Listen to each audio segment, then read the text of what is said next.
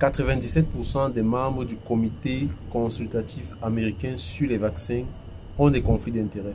Cette phrase-là ne vient pas de moi, elle vient du ministre de la Santé américain, Robert Kennedy. Et c'est cette phrase-là donc qui a fait le tour du monde, qui a fait le tour des réseaux sociaux et qui a alimenté beaucoup de défiance vaccinale, beaucoup de désinformation autour des vaccins. Alors, qu'en est-il vraiment? Est-ce que ces chiffres-là sont vrais?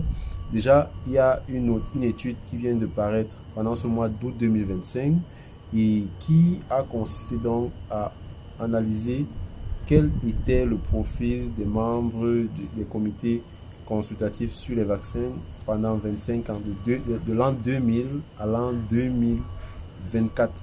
Alors, on va voir quels sont les chiffres qui sont donc publiés par cette étude-là. Est-ce qu'ils remettent en question ceux de Robert Kennedy?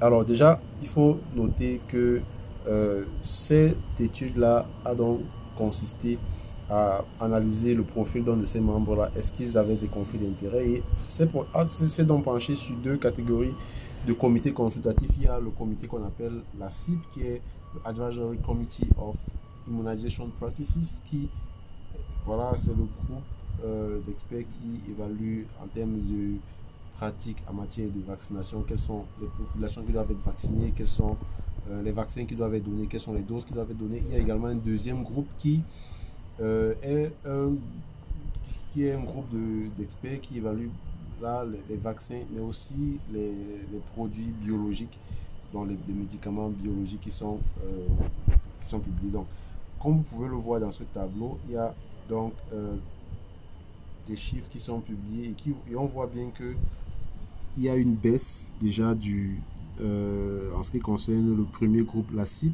Il y a une baisse considérable du taux de conflit d'intérêts entre l'an 2000 et l'an 2024. Il y a une baisse considérable.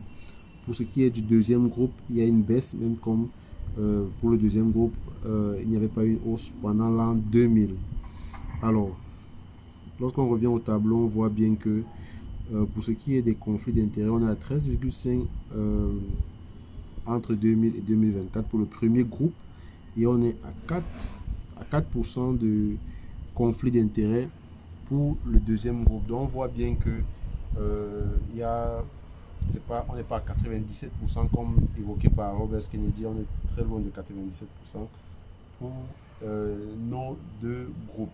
Alors, quelles peuvent être les forces de cette étude? Déjà, les principales forces, c'est que cette étude couvre une période assez large. On parle de 25 années dans lesquelles on a pu utiliser les données, donc les rapports qui étaient publiés donc, par ces différents comités-là. Donc ça, c'est déjà une première force. En ce qui concerne ce qu'on va dire les limites de cette étude, c'est que voilà, on s'est basé uniquement sur la session de ces membres qui composaient ces différents comités-là en disant voilà, si ces membres-là disaient nous on estime avoir un conflit d'intérêt, alors on considérait qu'ils ont un conflit d'intérêt. Il n'y avait pas eu une évaluation externe ou alors indépendante qui pouvait évaluer si ces membres-là avaient un conflit d'intérêt ou pas. Également,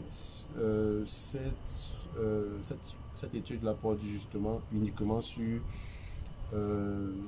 les États-Unis d'Amérique. Il y a également d'autres pays qui ont ce genre de comité d'expertise et il serait peu intéressant que d'autres études puissent également s'attarder sur ces différents comités-là pour voir si dans d'autres pays également on a ce phénomène-là. Mais c'est très intéressant de voir que les chiffres évoqués par Robert Kennedy ne sont pas vrais, ok, mais on ne peut pas évoquer de façon aussi sans source crédible que 97% des membres qui composent le comité d'expertise ont des conflits d'intérêts.